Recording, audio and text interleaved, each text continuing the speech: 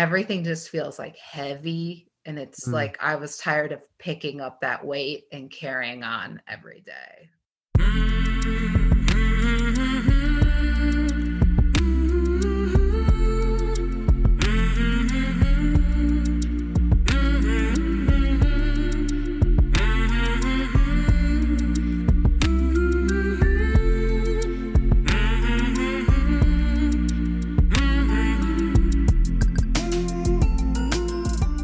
Hey there, my name is Sean, and this is Suicide Noted.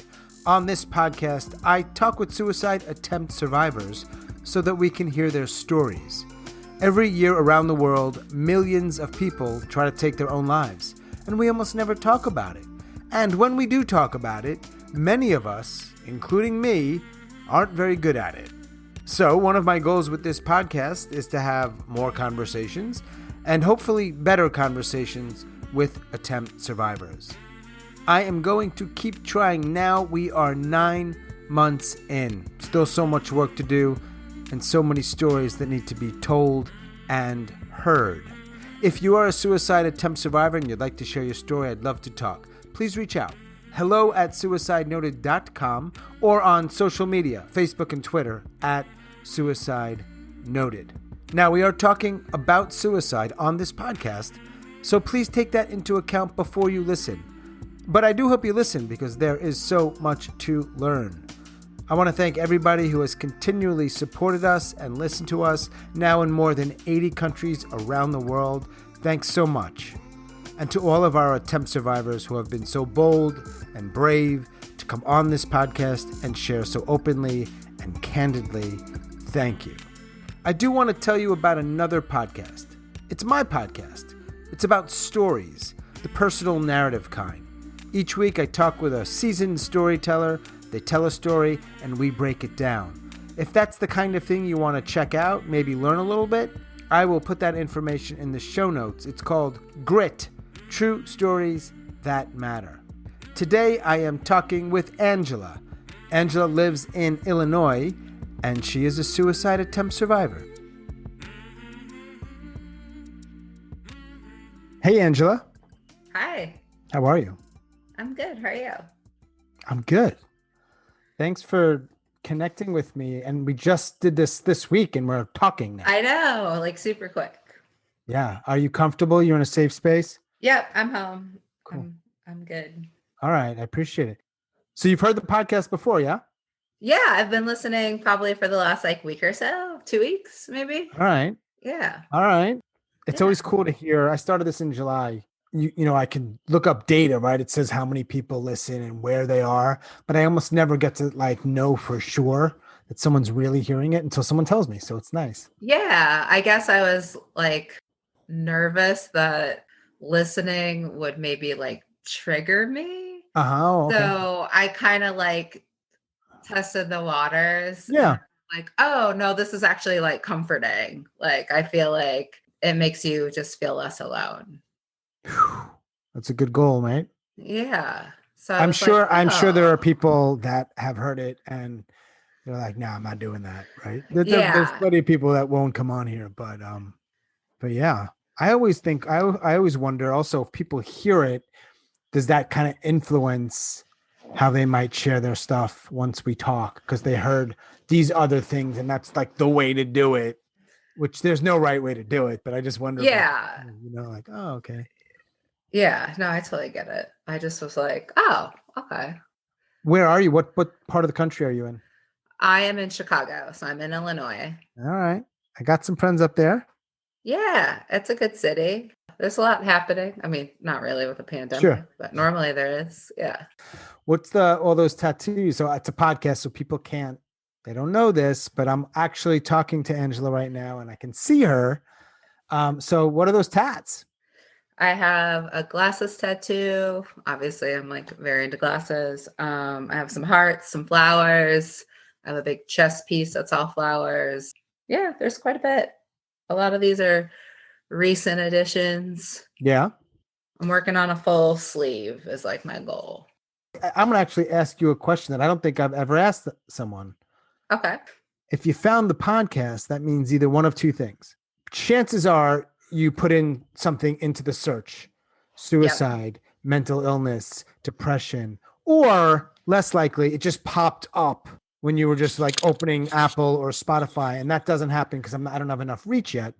So you searched for something. I did. I think I typed in podcasts about suicide. All And then right. I was like, oh God, like my poor search browser and the weird things that I search for. Right. But Like there's a record of that now, right? yeah. Somewhere they And were I going to was be like, able oh, to. whatever. That's fine. At some point, you can't give a shit. It's like, who cares? Yeah. My obvious next question. I ask a lot of why questions, even though in the world of like dealing with suicide attempt, you're not supposed to ever ask why, and I break all the rules. But so far, it's been That's going fine. okay because I'm not a dick about it. I hope. Why'd you put that into the search box that day? Because I'm trying to understand like how I got to that point. I mean, I understand it in like the broad sense, but I guess me being able to talk about it and then hearing other people's stories about it, or Mhm. I was like curious. I don't really know anyone in like my close circle or even an extended circle that I know of who have. I've had some in my family, but obviously I was young and it's not like I Mhm. got to ask questions about that. So I just wanted to just see what was out there. Well, what's out there? Your podcast, lots of stories. You don't want to talk about Uh, any other podcast. I'm kidding. I'm kidding. I'm joking. there's just like a lot of stuff out there. I don't Yeah. know. Like, For the conversations that you recall hearing from this particular podcast, did anything strike you? Was it what you were looking for, or was it? yeah, definitely. There's definitely some things that like resonate with me where I'm just like, oh, like, yeah, that kind of resembles my past, or oh, maybe my life isn't so bad. I've Mhm. heard some things where I'm like, wow, this is like so sad. And Mhm. I don't know. It's kind of like a mixed bag. It's all Yeah. been good. Like it's all been definitely helpful to like listen. Like I'm a very talk it out kind of person. So hearing other people talk it out, I'm like, oh, okay. I don't have to just keep this to myself. I could talk about it, which is Yeah. not something I've really done. If you're a talk it out kind of person, it's hard with this stuff because Yeah, there's for not a sure. lot of people out there. I haven't met them who are like, let's talk about your suicide attempt or attempts. Yeah, Never will. I wouldn't even like, not a lot of people even know. I Mm.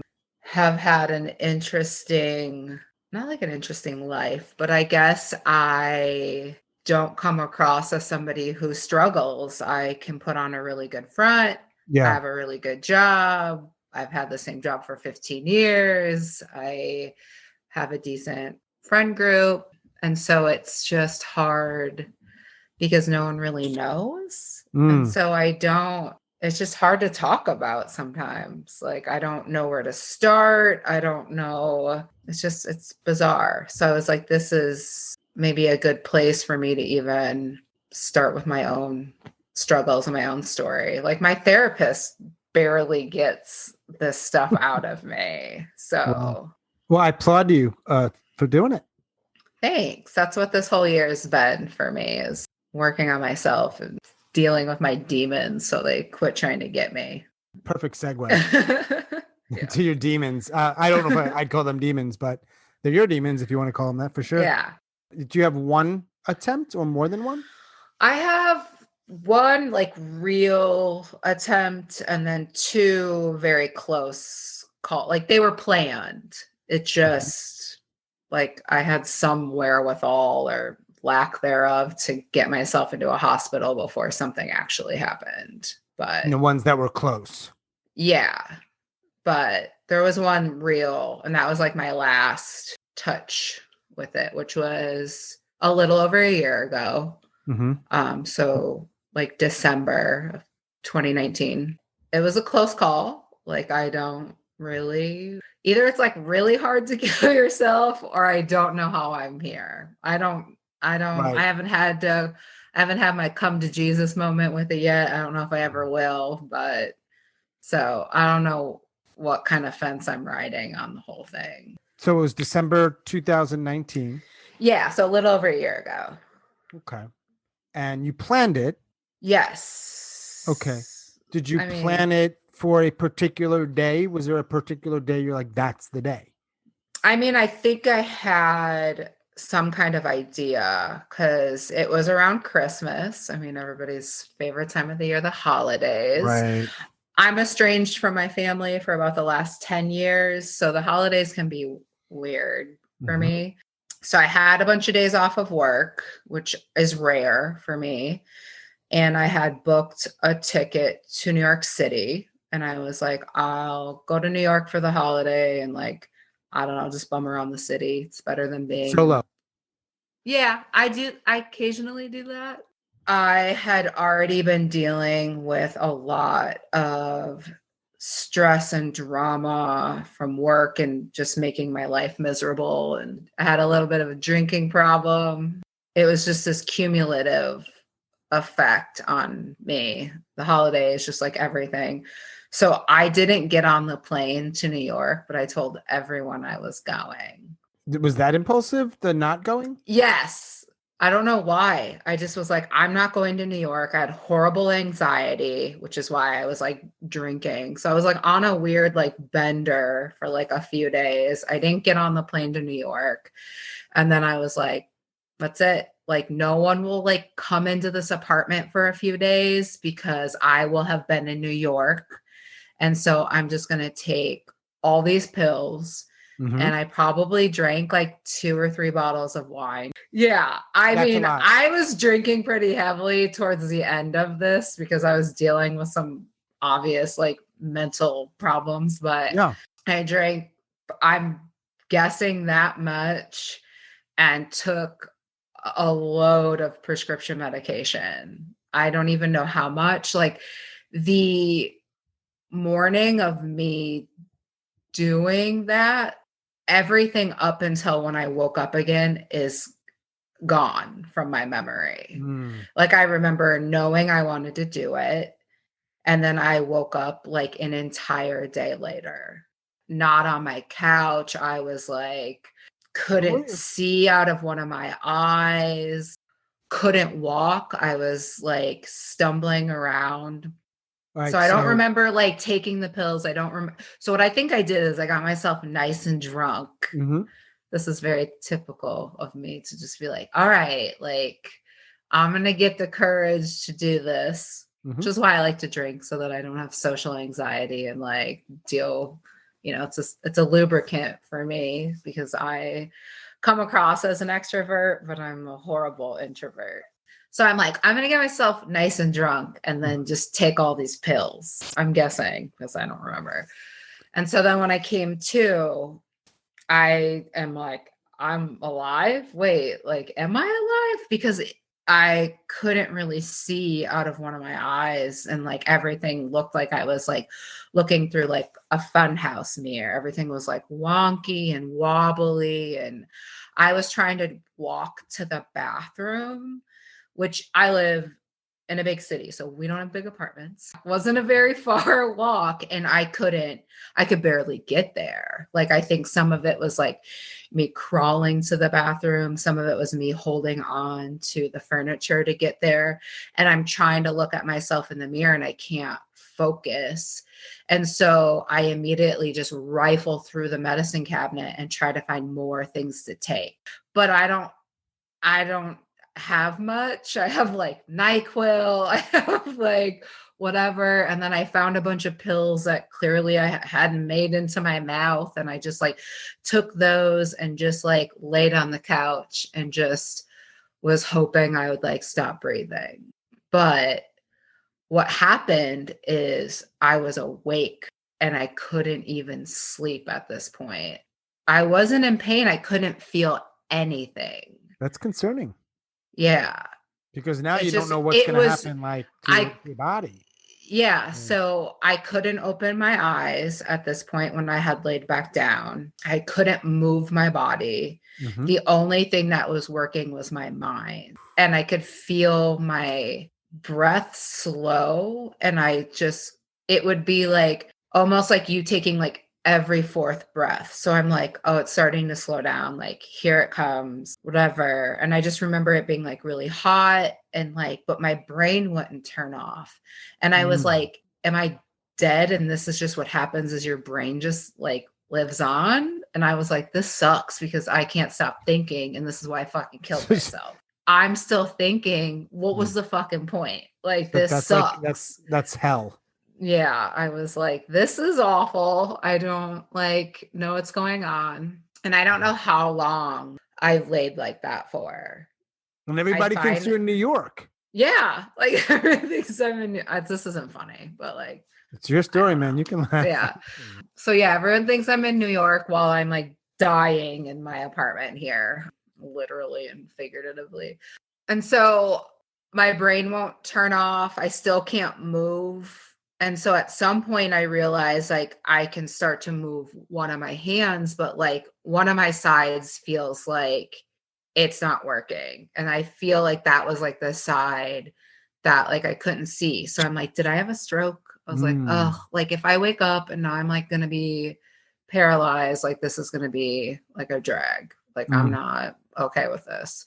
So I slowly start to come to, I'm like sweaty. I'm like shaking like profusely. I'm realizing like I am going through massive withdrawals from all the stuff that I have ingested. Yeah. I don't really know what to do. Like, I don't want to reach out. I don't want to go to the hospital because I know that they're going to put me in the mental institution, which I had already been in a few months before on my own accord. Yeah. And it kept me safe. But I was like, I don't want to go back. Like, they're going to keep me there for a long time. I don't want to deal with it. I'm obviously not thinking rationally.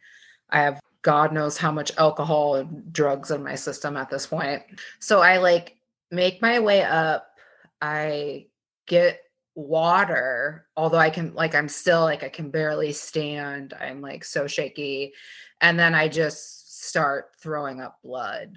So then I managed to lay back down and realize it's probably like a day and a half later. Like it was dark out, but it wasn't dark from like the day before. It was like the day after what I'm thinking it was. I am supposed to be at work. I like call off work and just tell my boss that I'm having like, you know, a mental breakdown or whatever. And he's used to that. So he doesn't say anything. He just lets me have the time off, but I'm still not feeling okay. So I'm nervous that I did have like a stroke, even though like I don't feel any permanent damage, but like my hand was like having a hard time like holding things. So I still realize that I was still like detoxing from all of this stuff. So a couple of days later, which is a lot later than I probably should have, I ended up going to the emergency room. And I just stayed there because they were really nice. And I knew one of the nurses and they let me medically detox in the emergency room. They didn't like call anybody. They didn't do anything. They just like hooked me up to all these IVs and gave me Ativan and were really nice to me for like an entire day. And they told me, this is not what we normally do. You normally need to go somewhere. And I'm like, I know. And then they gave me some low level like anxiety pills that will help in case I feel like I'm going to have a seizure. Because they felt like maybe with how much I was withdrawing that could still be an issue because it usually is the onset is like a couple days afterwards. I had really good care and I just picked up the pieces and carried on with my life, which is a theme I like to do. And instead of going to rehab or like any kind of inpatient, I boarded a plane this time for real. And I went to LA by myself for a week and just ran by the beach and hiked and got my head together while realizing A, that was a close call, very close call. And then B, I was just done drinking. So I've been sober since that attempt too. Really? Yeah. I have not drank since that day. So that's amazing. That's a very hard thing to do. That was my, you know, like I said earlier, my social lubricant. That was my anxiety medicine. That became my best friend at the end. That also became my worst enemy. It wasn't as hard as I thought it was going to be, but it was definitely necessary to get my head in the right place. And that's also helped me realize how I keep getting to this point of wanting things to just end, because it's a pattern in my life. It doesn't happen all the time. I don't have a ton of attempts, but it's like this pattern that keeps coming up. So the other attempts, people define attempt differently, but those other ones you kind of set before it actually happened, you stopped it, or you got some help. Yeah. So the one right before that was in September of 2019. So they were very close. And I had been dealing with a lot of just mental struggles and undiagnosed mental struggles, which are the worst to deal with. And I woke up after a bender and I just was like, I don't want to do this anymore. Like, it's just, and I sent that text to my boss. I was like, I can't do this anymore. And I didn't show up for work, which is unlike me. And I turned off the location on my phone. I like went MIA, and I took an Uber I was still drunk from the night before, but I took an Uber really early downtown and I walked around trying to find a bridge to jump off of, which, by the way, I'm afraid of heights so badly that even just like walking over the bridge, I would get like dizzy. And so I realized, like, even though I felt like I was still drunk from the night before, I was like, I'm too sober to do this. So it's Chicago, much like New York. Bars are open at like 7:00 in the morning. So I decided to go to a bar and drink to get up enough courage to then jump off this bridge.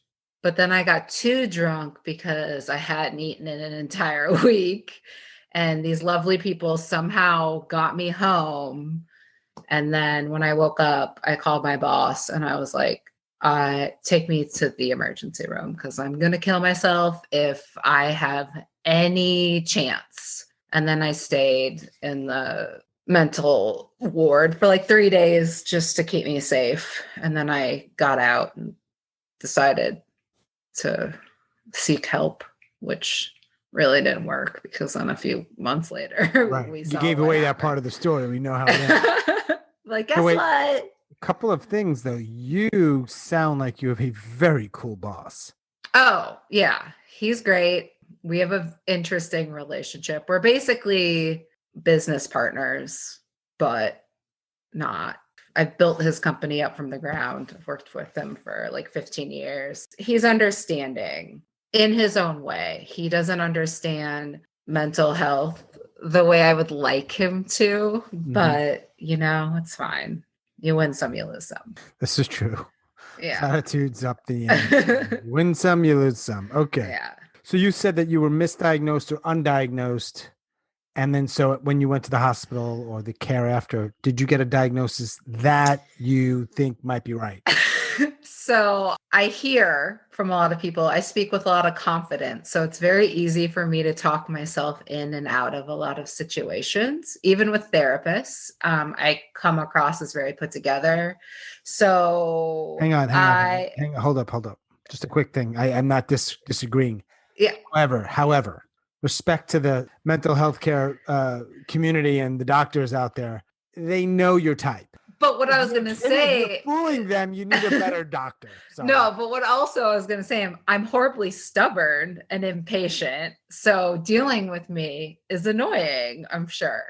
So it took quite a while. I've had the same therapist for like 8 or 9 years, and she's great. She's still in my life. She helps me like patch together little pieces. But I went and found a psychiatrist who kept trying to get me to just admit, like, I have anxiety, I have depression, I have all these things. I had a very traumatic childhood and upbringing and all this stuff. I was like, this isn't related, trying to act like my life isn't like Freudian or something. So I've recently gotten the right diagnoses. So that has been what I've been dealing with for the last year. But it's been good. I mean, what's the diagnosis? Well, obviously I have horrible anxiety. So I'm Okay. on anxiety medication. And then we finally just got to me to admit that I deal with depression. All right. I think that's a little win or a big win. Yeah. Which for the longest time, I wouldn't let my therapist use the word depression. I made him say going through something, which is like perpetually me always going through Yeah. something. I'm not a therapist and you don't want that. I get it. I have to ask because I'm curious, right? Yeah. Do you have any idea why it was so hard for you to use that word on yourself? Yeah. I mean, growing up, we weren't allowed to have any kind of emotion in my family. We didn't cry, we didn't celebrate. Very emotionally distant parents. My father drank himself to death. He also said maybe 3 words my entire childhood, and this man lived in my house. So it just was like a bad upbringing. And so we weren't allowed to really complain. I mean, I remember my mom like verbatim saying like, no, no, no, we don't tell people that we have problems. Like everyone else is dealing with their own things. We don't do that. She just was very like old school and doesn't believe in mental health. And when I went away to college, when I had come back for like a summer or something, I'd mentioned that I had a therapist and she was like, I raised you right. And first of all, no, she didn't. And second of all, Irrelevant. yeah, I was like, okay, I don't know. I don't know if it's a generation thing. She had a very traumatic upbringing too. So like I'm dealing with all this like intergenerational trauma and I'm the only one in my family to want to break it. The only one that's like, I'm not dealing with this. We come from a family of like alcoholics and people who've died by suicide. Right, right. So let's just kind of, I'm not trying to call anybody out here, Mhm. but if your family's drinking a lot and people are killing themselves, you are clearly, like many people, not doing so well. So it Yeah. wasn't that your family was doing any better. It's just this thing about we don't talk about it. Oh, no, for sure. Like I came from what looked like a very intact family. I had 3 older siblings. You know, I lived in a home. We had vehicles. My mom and dad were together, but like inside of that house was fucking awful. Midwest, Yeah, I grew up in Minnesota. zip it up, Yeah, go to I church. had a basically, yeah, my family was like very neglectful. Like I was the child that wasn't supposed to happen, so I'm the youngest. After they had a boy, they Uh-huh. didn't want any more children. Well, guess what? I'm not a boy. Oh, that's sad. So, yeah, and it was told to me at a very young age. Like my dad was like, "You were a mistake," and my mom would be like, "Well, I mean, like an oops," and I'm like, "Same word, just different vernacular." Like I can read between the lines. By the time I came around, because like my oldest sister's 15 years older than I am. There's like a big gap between us, and I think my parents were just literally checked out. Like they Yeah. didn't want to deal with it. So I was often left alone. I had a very lonely childhood, even though I had siblings, because I was just like left alone a lot. And my family would just be off doing their thing, or my mom and dad were just completely checked out. I broke my arm, and like my mom didn't take me to the doctor for like 3 days. And like they never went to school conferences, and they just didn't, they let me get up even at like 6, 7, 8 and get myself to school. So like I never ate like breakfast, and like it just was, Well, what's more fucked up is that that was kind of normal for you. oh, I didn't know anything Right. different. You don't, that's the real thing later in life that makes it, that's just the way it is. Yeah, and I That's, didn't like understand, and like I was like molested at like a young age for quite a while, and then like violently tortured and beaten so that I wouldn't like tell for like most of my time in that house. And then when I went away to college, I went to school out east. I was like, this is how normal people live. Like fuck, like my whole life has been like a lie. It's been like messed up. Like it kind of, I think I deal a lot with that. Like I didn't understand even until like my early 30s. I didn't understand and wasn't comfortable with people hugging me. Mm-hmm. Like my friend's a therapist and she'd always like joke, but at the same time she was like being dead serious. Like, I'm gonna hug you now, so that like I would be like ready for it. The getting assaulted and then Mhm. all of that. Were you able to talk about that with your therapist? That's been a recent development. Not like I have repressed memories. Like I'm just finally now able to talk about it. And Man, you that's, have been holding on to stuff for a long time. yeah, like 30 some years. It's been, I No, like to bottle things up and then just not deal with it. But I obviously know the consequences of doing that. no, but it's even more impressive that you're able to quit booze, given what you've just shared. And I Yeah. know that those problems aren't like magically haven't gone like disappeared. Yeah. No, No, that part was hard. I mean, I guess the world ending and the pandemic made it like a little easier because I didn't feel like, oh, like everyone's out and I'm not. It's like, well, no one's out. So, no, I know. I don't. yeah, I can guarantee that if I would have drank during the pandemic, there wouldn't have been, this interview wouldn't be happening because there just would have been no way. No. You would have just drank too much. And then probably, yeah, because yeah, Done probably something. the same, yeah, same pattern. I don't know. I don't know what kept me sober. So your doctor gave you some meds for your anxiety and your depression? Is that helping? Yeah, the depression medication is, we're a month in. And so I'm an interesting case, or maybe it's not interesting. The anxiety, I've been on anxiety medicine for like a year and it's been better, but I still would have it. And then going through all this extensive therapy about my past and about the abuse has been within the last few months. And so it brings up a lot for me. Like, I don't look, people are like, oh, I love therapy. I'm like, I fucking hate it. Like, I just want to be like, just send me the bill. Like, I just don't want to like deal with this. And then I have like horrible nightmares afterwards. And Mm. it's just, it usually stays with me like afterwards. So I rearrange my work schedule so that I don't have to go to work after I have therapy because I can't. Like it's just, it's too much. But Let you go. yeah, it definitely, I mean, I'll just fall into the same pattern if I don't go. Mm. Like, and it'll kill me. Like I feel like my past will end up just like smothering me to death. So I just should deal with it. It sounds like you don't want to die. Not anymore. Yeah. And I know I've heard like people on this podcast talk about, like, did you want to die or did you just not want to feel in pain? Sure. And like, I have become so numb to the point where like, if you were to ask me that question, it wouldn't be about feeling the pain anymore because I don't even know how I register that. Everything just feels like heavy. And it's like I was tired of picking up that weight and carrying on every day.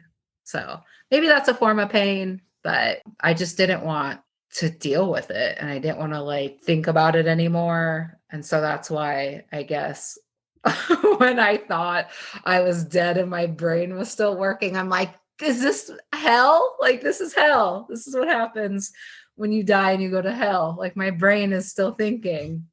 God, I hope that doesn't happen. But When you got better from that, after you went to the hospital and they cleaned you yeah, up and they hooked you up, were you like basically like, man, I wish I weren't here. I tried. I'm still here. Or was it like, oof, okay, I'm still here?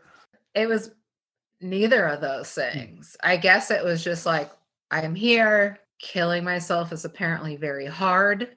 And I don't think I want to do it again or try. And then I got scared that I was going to like, give myself a stroke or like end up like a vegetable or something. I don't know. Like I made them give me like a CAT scan and an EKG. I was like, I want to make sure there's nothing wrong with my brain or my heart. Like there was nothing. Cause I was like, I think I had a stroke. They're like, you didn't have a stroke, but they were just like, whatever, just give her the fucking CAT scan. Like, we're like sick of her, get her out of here. So I had like a little fear instilled in me, but not like a whoo or like rejoicing like I found like my second coming, and now I'm just like this tell the world and Sure. fucking start my own podcast and be on Yes. like motivational speaking tour. No Oh, thanks. gee. I don't So you said earlier though you have friends. I do. That's a sign of like something positive. I'm not trying to like make things great here. Some people with fucked up childhoods, they just don't bond, period, right? I've had a hard time with interpersonal relationships. Like my relationships get really messy. Romantic? Yeah, my romantic relationships tend to get like messy because I've had a lot of like sexual abuse, and like I don't know how to like open up to people. And then I also keep I've kept all of my past away from everyone. And so I could never even see, even though I'd be with somebody long term, I could never look at that person and be like, I'm going to spend the rest of my life with you, because I could never, ever be comfortable enough to tell them what happened to me. And I feel like I couldn't be with somebody that didn't know that, because it's like that's a huge part of my life and it's a huge part of what has made me. But I like to this day, I've never looked at someone and thought like I'm gonna spend my life with you, because I'm like, I'm not gonna tell this part. Just irony there. Yeah, it's just Like, I'm not going to spend my life with you because I'm not telling you this thing. yeah.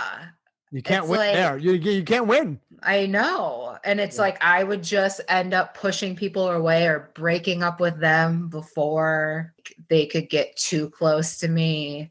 If I felt myself spiraling, I would save them from that that drama. Sometimes I did it and they had to see that and whatever. But I have had a problem with not understanding like boundaries. And so some of my friendships get too close and too weird, and then I have to push it away. I have had like a lot of interpersonal relationship problems, like just in general. But I do have a core group of friends that have somehow stuck by me. Do they know? Not really. I haven't talked to any of my family in 10 years. And so they understand that I don't talk to my family, but they also understand, don't push the issue on asking Angela too much because she'll cut you off, which Yeah, is what I people learn do. exactly what they can do and not do. Yeah, it's like, don't push that button because she'll never talk to you again. So they clearly know like something's wrong, but I don't think they know the extent of it. And you're not going to tell them about this episode of the podcast. I haven't decided. I told my therapist about it and he was like, well, what is it? I'm like, I'm not telling you. Of course. Like, of course.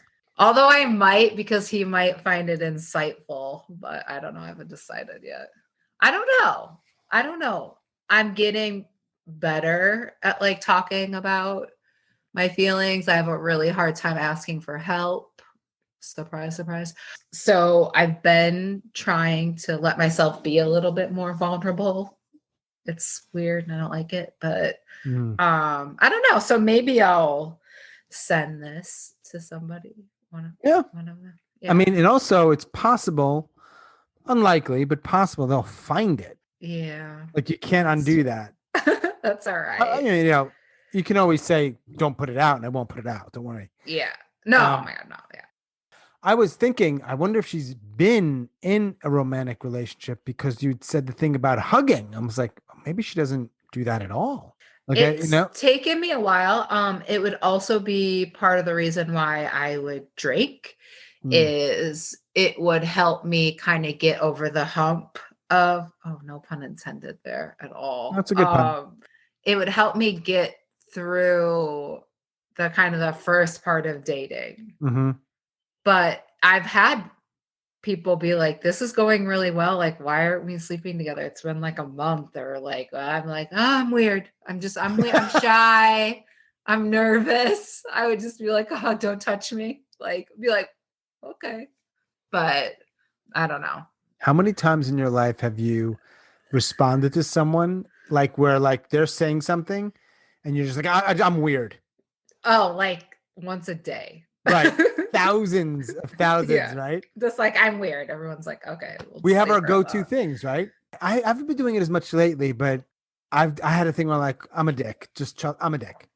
Like before they were even done, I was like, I'll just tell you right now. Like I'm an asshole. Okay. And that's that. And Yeah, it was like just very natural to just be like, I'm weird. I'm weird. Just deal with it. All right. So do you think that you'll try again? I can't say for sure. I hope I don't. Like I've been pretty on the up and up. Yeah. Yeah, the depression medicine, which also treats anxiety. So I'm on both of those. So what we've discovered recently is that while I'm getting used to this, like in my system, it's cut out the anxiety completely. But the anxiety was like fueling me from kind of leaning into the depression.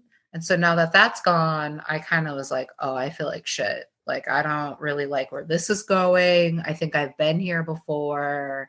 It doesn't feel as extreme, but I kind of wrote it out and it only lasted like a week. So now I feel like everything's evening out. So I don't know. I got nervous. I was like, if I wake up and I feel like this every day, I'm going to fucking be done. Like, I didn't sign up for this. I would rather have the anxiety than like deal with this. But Yeah. it And just meds can took a be little bit.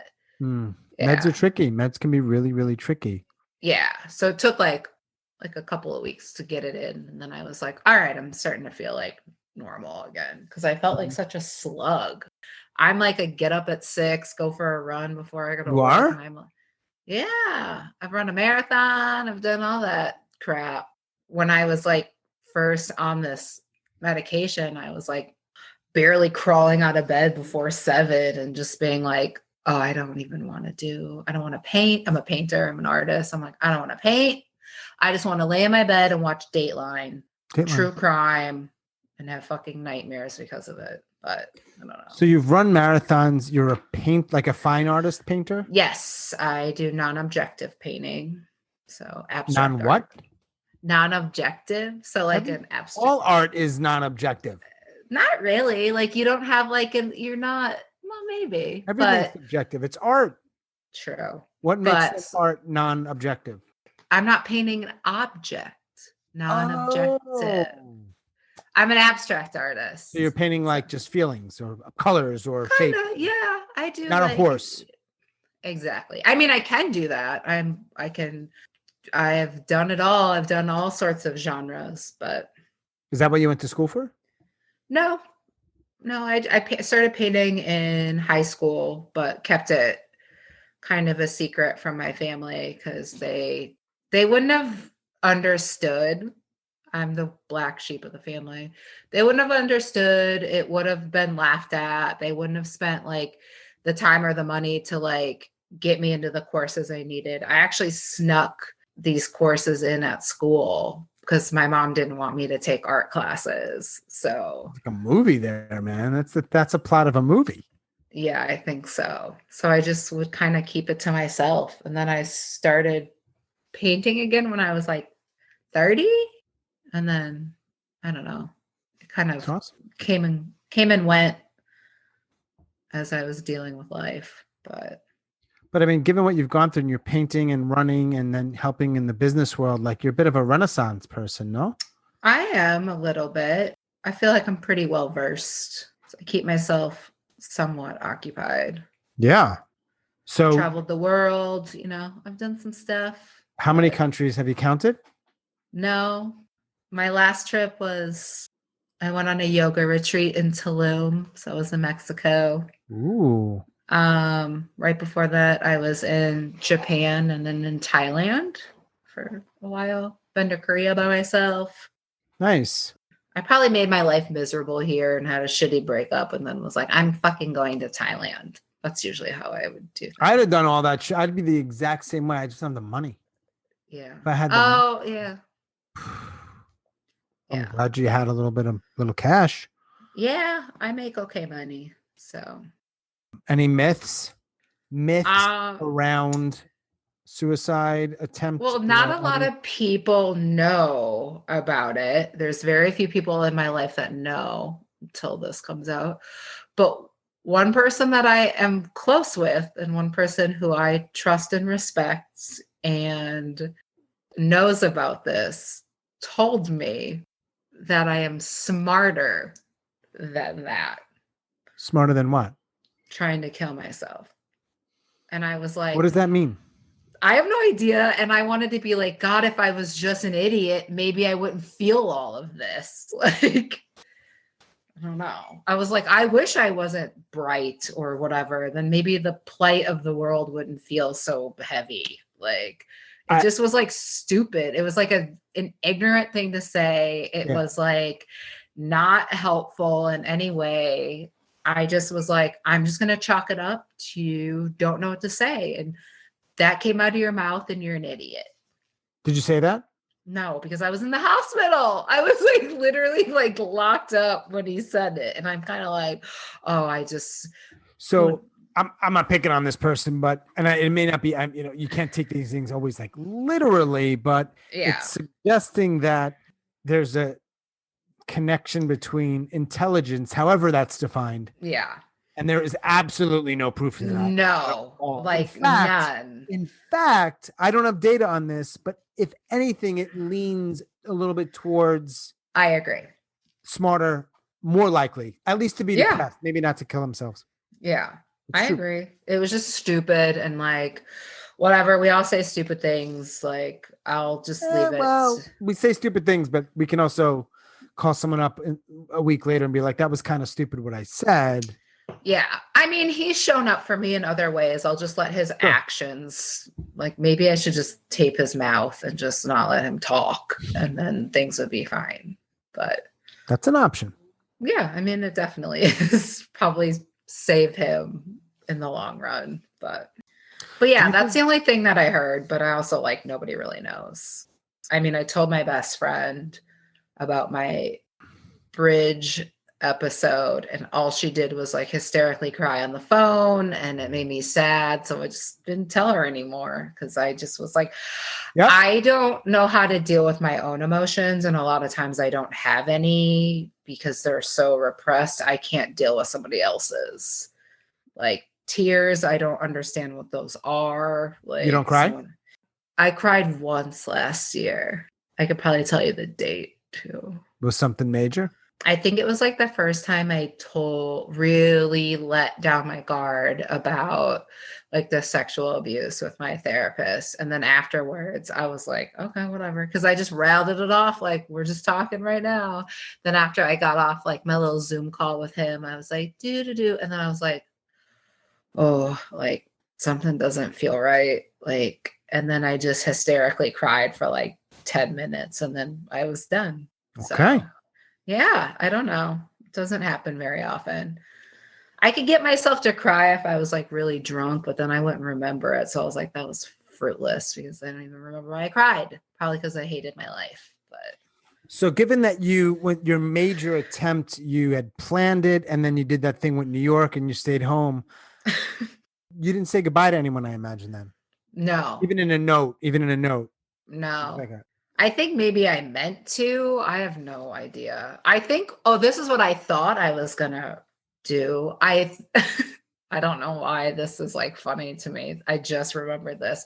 I think I was going to like leave the password to my phone as in a Post-it note. That was going to be my suicide note so that people could get into my phone. I don't know why. It's not like what's in there, but you'll see a bunch of pictures of my cat. I don't have no idea. Do you think there's anything that anyone could have done or said the week? Nothing would have changed late December 2019. No, like even I've been thinking about this. There just wasn't like there would have been nothing that anybody could have said.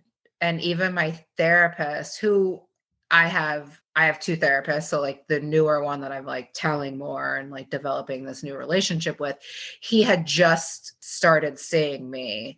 You know, I show up at his office like a few days after the attempt, just trying to tell him in so many words that he isn't like you're going to the mental institution. I'm trying to tell him, like, I got it under wraps. And I just remember he looked at me, because this was pre-COVID, so we could actually like be in the same room. He was like, I'm here. Like, you're not alone. Like, why didn't you say anything to me? And in my head, I'm like, idiot, you would have tried to stop me. I did not want you to stop me. Like, it's weird for people to hear that, because I think people think that we do these things and it's just like this huge cry for attention. And I'm like, oh, no. I made sure like no one had any idea it was going to happen.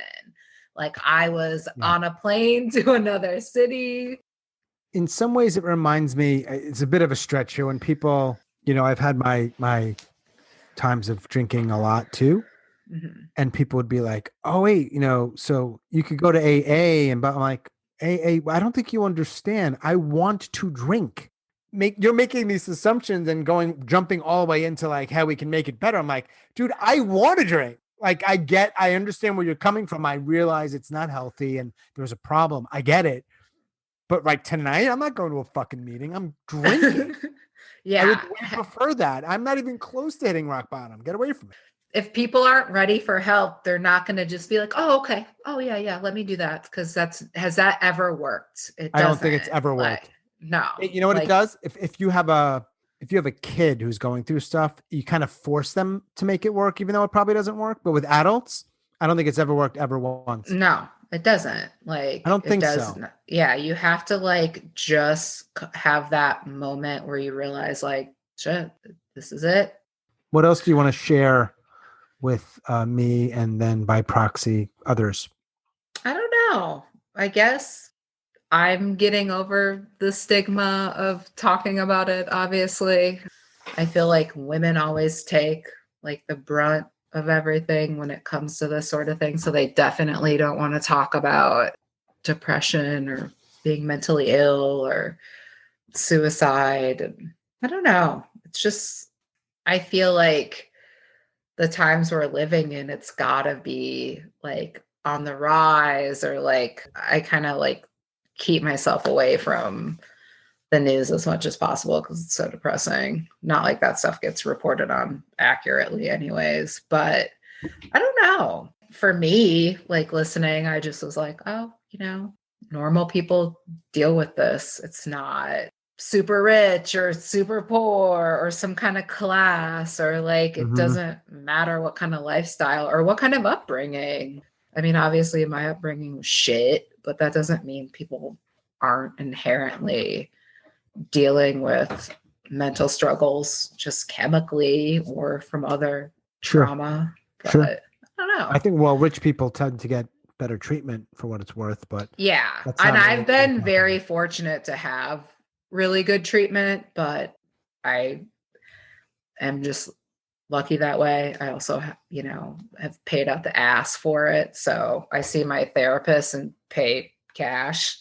So, because when you find that connection, I just don't even care what it costs.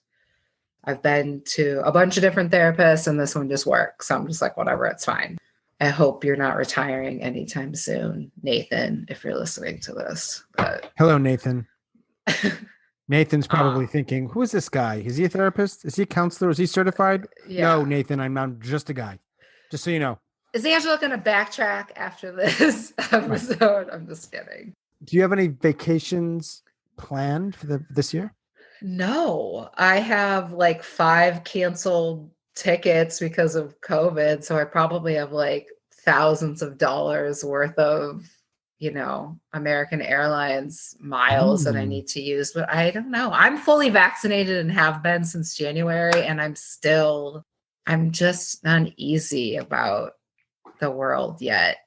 How did you get vaccinated so early? I technically work in a healthcare field, even though it's a very obscure way to skirt around it. But yeah, I've been vaccinated since January. So, but my friends are just now getting vaccinated.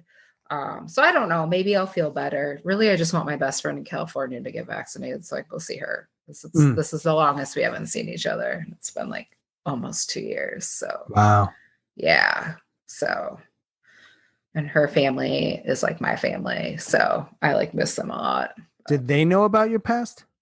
No, but they took me in for like my first 2 summers in college. Like instead of really spending much time in Minnesota, I would just like live with her and her family in California. In California?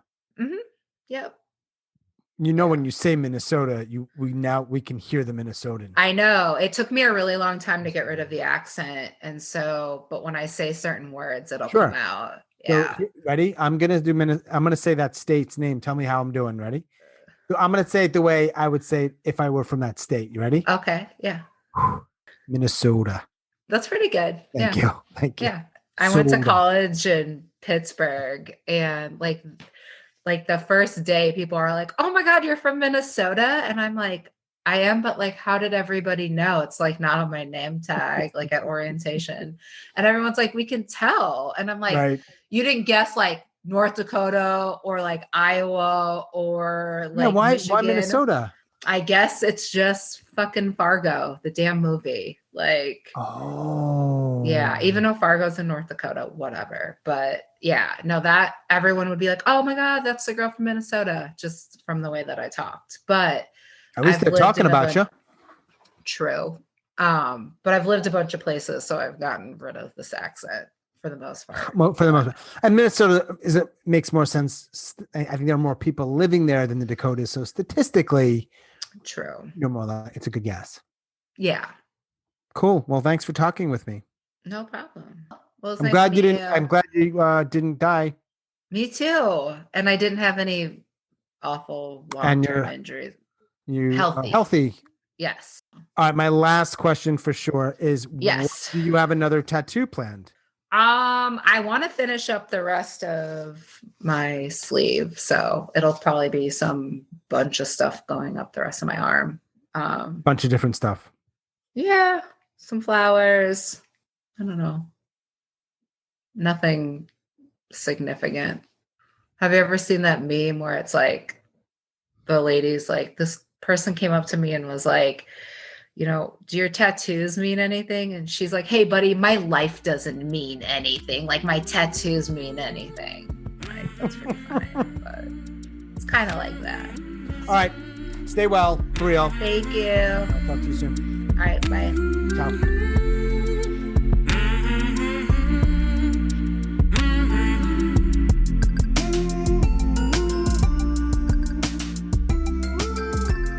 As always, thanks so much for listening and all of your support. Special thanks to Angela over in Illinois. If you are a suicide attempt survivor and you'd like to share your story, I'd love to talk. Please reach out. hello@suicidenoted.com or on Facebook and Twitter @suicidenoted. And I've got another podcast. So if you're into stories and you want to hear some solid stories and maybe learn a little bit more about it and get better, check it out. I'll put that information in the show notes. It's called Grit, True Stories That Matter. That is all for episode number 54. Stay strong. Do the very best you can. I'll talk to you soon.